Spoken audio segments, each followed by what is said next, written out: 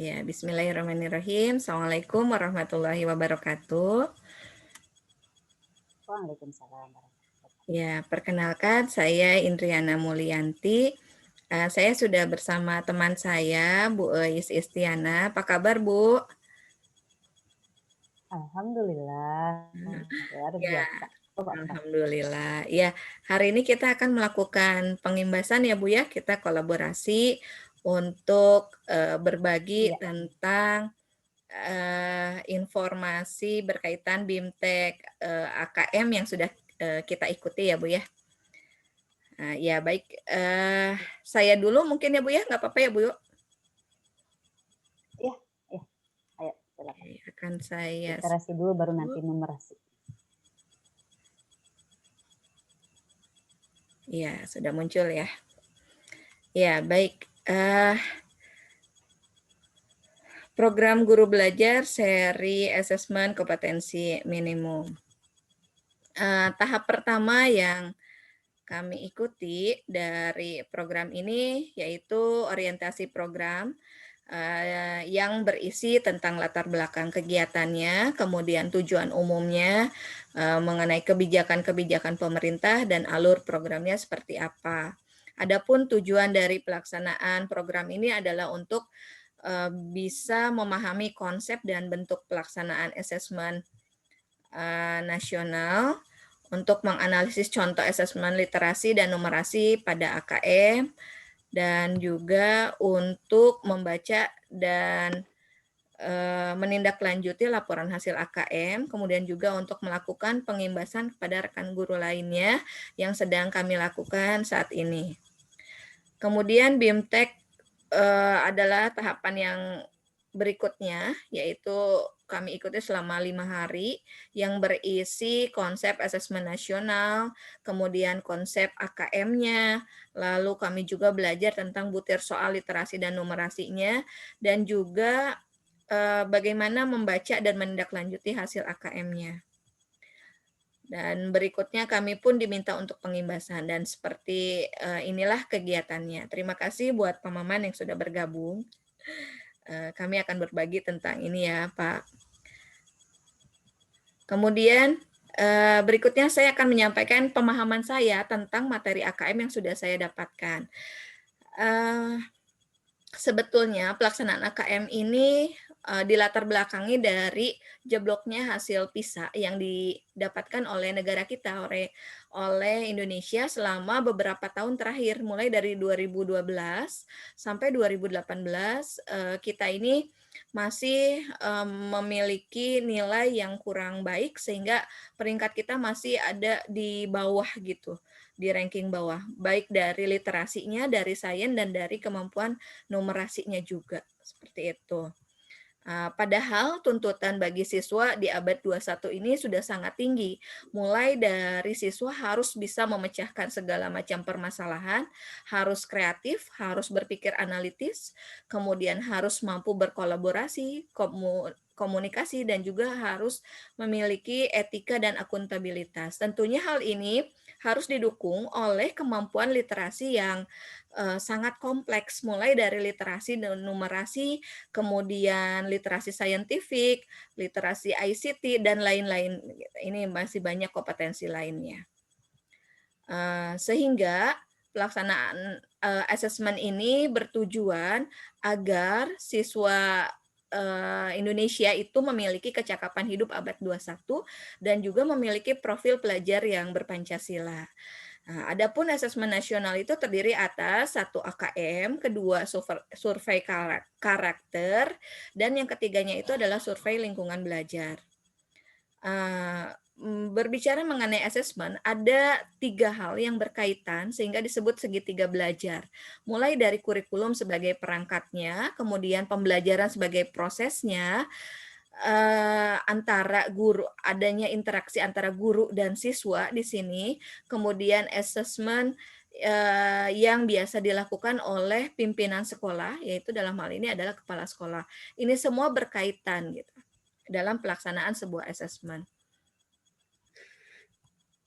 Nah, asesmen yang dimaksud di sini Biasanya kita hanya memahami asesmen itu adalah, evaluasi penilaian hasil belajar. Padahal asesmen itu sangat luas, bisa berkaitan dengan analisis kesulitan belajar, kemudian mengaudit, hal-hal yang terkait pembelajaran, merencanakan, lalu hasilnya seperti apa, perkembangan, pengukurannya, lalu tujuan yang ingin dicapainya itu seperti apa. Nah, berikutnya asesmen nasional itu meliputi, 1 AKM. AKM yang dimaksud di sini itu adalah kompetensi minimal yang harus dimiliki oleh siswa, mulai dari, kompetensi literasi membaca, meliputi, memahami, menggunakan, mengevaluasi, dan merefleksi. Dan asesmen numerasi yang nanti penjelasan, detailnya akan dijelaskan oleh Bu Ois, yaitu, meliputi kemampuan memahami, mengaplikasi, dan bernalar. Selain itu pun, asesmen nasional juga dilengkapi juga dengan survei karakter dan survei lingkungan belajar. Nah, manfaat asesmen itu untuk menjadi potret kualitas pembelajaran suatu sekolah atau suatu daerah. Yang kedua menjadi umpan balik peningkatan kualitas pembelajaran sekolah ataupun daerah, dan yang ketiga menjadi dasar untuk penyusunan program peningkatan kualitas pembelajaran sekolah ataupun daerah. Secara definisi asesmen kompetensi minimum adalah kompetensi yang benar-benar minimal, yang harus dimiliki, oleh siswa di sekolah-sekolah yang memang ini harus dipersiapkan. Nah ini, eee, berbicara tentang literasi yang selama ini hanya dianggap membaca saja gitu, padahal yang dituntut di sini itu lebih, kompleks gitu ya, yaitu, kemampuan memahami, menganalisis, kemampuan, konsep, dan lebih, eee apa ya, lebih, detail lagi gitu, seperti itu. Dan numerasi pun tidak hanya sekadar, tentang matematika, tapi kemampuan menganalisis dan menggunakan atau bernalar gitu dalam, jadi konsep literasi dan numerasi bukan hanya tentang pelajaran bahasa dan matematika, melainkan kemampuan murid agar dapat, menguasai literasi dan numerasi untuk menganalisis dan menalar semua materi yang, mereka dapatkan. Ini contohnya saja, ketika siswa diminta untuk membuat sebuah perbandingan, berpikir kritis, membuat kesimpulan, memecahkan dan menerapkan pengetahuan mereka pada konteks kehidupan, serta pada situasi yang masih asing. Nah, inilah yang menjadi alasan mengapa AKM ini mencakup literasi dan numerasi, karena inilah yang akan berguna bagi siswa, di sepanjang hayat. Nah, ini ada perbedaan antara asesmen nasional dengan ujian nasional. Selama ini banyak yang menganggap ya bahwa, asesmen nasional atau AN ini adalah pengganti UN gitu. Ini bisa benar dan bisa salah sebetulnya. Kalau dikaji lebih, mendetail sebetulnya untuk UN ini mulai dari tujuannya saja beda dengan, AN atau asesmen nasional ya, kita sebut saja AN. Kalau AN itu tujuannya untuk mengevaluasi mutu suatu sekolah, tapi kalau UN ini kan untuk mengukur atau mengevaluasi, hasil belajar siswa gitu, sehingga menjadi penentu kelulusan. Mulai jenjang yang eee ujinya pun berbeda, untuk AN itu mulai dari SD, SMP, dan SMA, sementara UN itu mulainya dari SMP dan SMA. Levelnya juga beda, karena ingin meningkatkan mutu sehingga levelnya di kelas-kelas tengah, mulai kelas 5, kelas 8, dan kelas 11, sementara UN itu di ujung-ujung. Subjek siswanya juga untuk AN ini, hanya sampel beberapa siswa yang di-random ya, diacak gitu, sementara kalau UN semua siswa yang harus ikut. Model soalnya pun lebih bervariasi, tidak hanya PG saja, tapi ada pilihan, ganda kompleks, ada menjodohkan, isian singkat, dan sebagainya. Sementara kalau UN kan PG saja dan mungkin untuk matematika ada isian singkatnya. Kemudian untuk sasaran penilaian pun tentu saja sesuai tadi ya, komponen dari AN itu ada literasi, ada numerasi, ada survei karakter, dan juga ada, survei lingkungan belajar. Sementara kalau UN hanya mata pelajaran. Dan metodenya pun ini berbeda ya. Ada ini MSAT, kalau UN itu pakai CBT selama ini. Harapannya sih dengan adanya AKM, jadi tidak ada lagi dikotomi antara pelajaran UN dan non-UN. Karena semuanya basicnya dari literasi dan numerasi. Nah, ini yang membedakan antara pembelajaran yang berbasis kompetensi, ini sesuai dengan kebutuhan, ini lebih kontekstual lah. Sementara kalau yang konten ini lebih materi oriented gitu, sehingga akhirnya yang ingin dicapai itu adalah nilai. Nah, ini yang esensi dari perbedaan AN dan UN.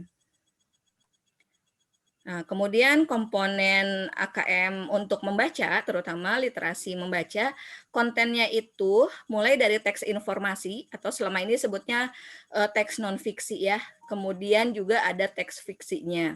Untuk proses kognitifnya mulai dari menemukan informasi, kemudian menginterpretasi dan mengintegrasi, kemudian evaluasi dan refleksi.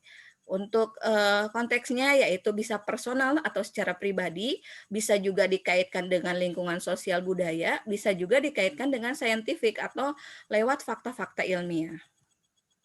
Nah, AKM ini bersifat adaptif, artinya pertanyaan dalam soal-soal AKM itu bergantung kemampuan siswa.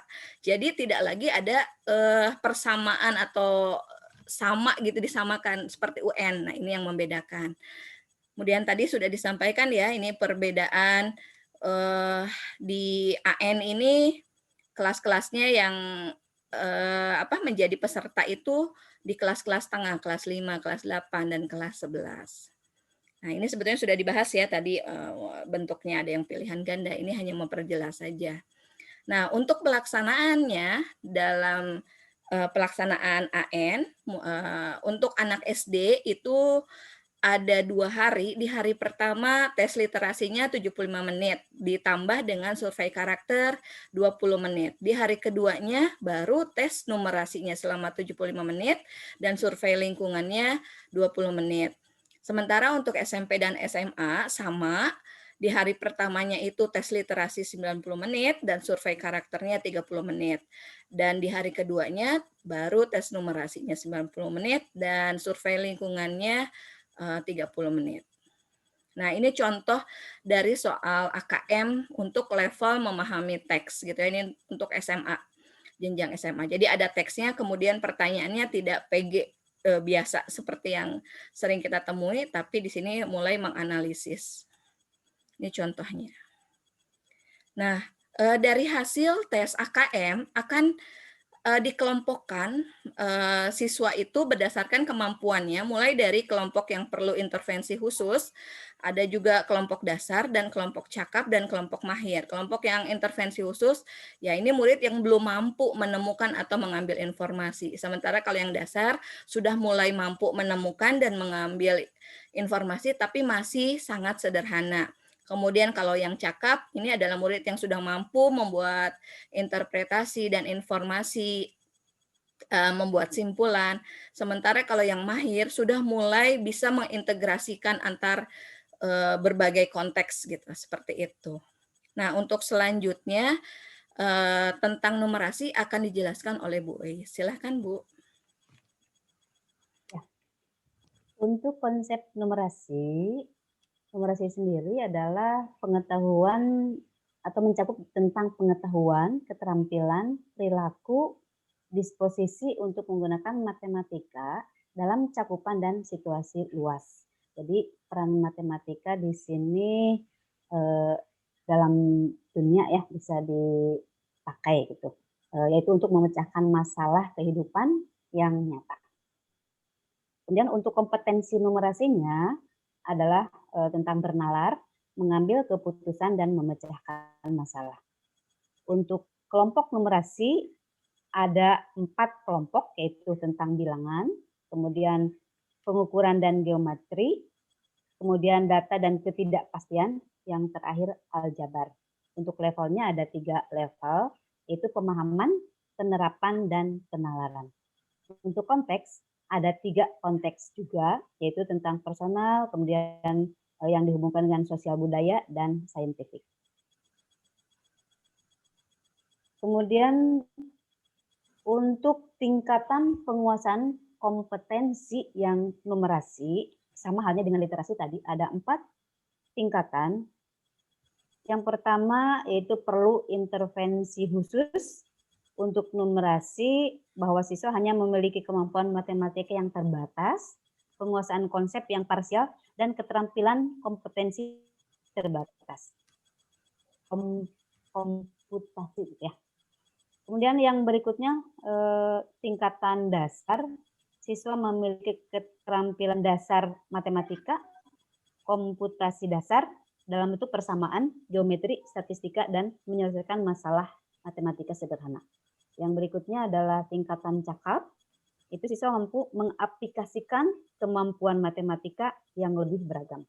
Dan yang terakhir adalah tingkatan mahir, siswa mampu bernalar dan menyelesaikan masalah kompleks dan non-rutin.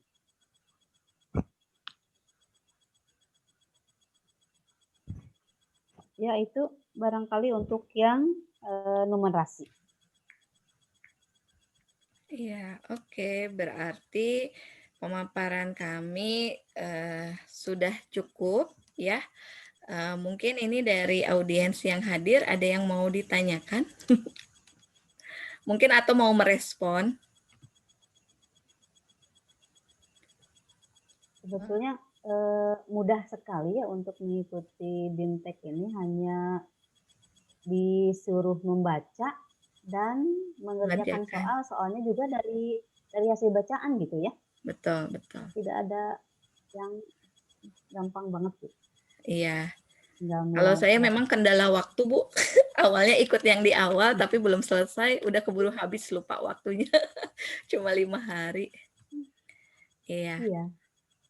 2 hari juga kalau bisa memang disebut dalam tidak ada yang perlu didiskusikan, mungkin sudah saja ya, Bu? Cukup? Ya. Iya. Kalau gibah aja gimana kalau gibah? Ya, mungkin terima kasih untuk audiens ya, Bu Seli dan Pak Maman yang sudah hadir menyimak penjelasan dari kami. Mudah-mudahan pengimbasan ini, ya hanya sayangnya ini sudah ditutup ya untuk mengikuti, harusnya sih dari pengimbasan ini Bu Seli dan Pak Maman itu nanti bisa ikut untuk gelombang berikutnya, mungkin mudah-mudahan ada lagi gelombang berikutnya. Iya, itu aja ya yang bisa saya sampaikan. Bu Is, mungkin ada tambahan? Kita bisa bantu ya. Maksudnya pengimbasan sepertinya cukup. Maksudnya pengimbasan apa? Sepertinya cukup. Nanti kalau misalnya ada lagi BIMTEK, barangkali ya insya Allah ya kita bisa bantu bareng-bareng saja. Iya, oke, ya udah. Mungkin saya pamit. Gimana Pak Maman? Udah cukup. Udah cukup. Ya, oke. Ya, terima kasih buat Pak Maman, Bu Seli, Bu Eis ya. Kita udah kolaborasi, Bu. Terima kasih ya, Bu. Mudah-mudahan apa yang kami sampaikan bisa bermanfaat dan bisa menambah informasi dan wawasan untuk yang menyimak semuanya ya. Terima kasih. Saya akhiri, wabillahi taufik wal hidayah. Wassalamualaikum warahmatullahi wabarakatuh. Terima kasih. Waalaikumsalam warahmatullahi wabarakatuh. Terima kasih semuanya. Mana konsumsinya?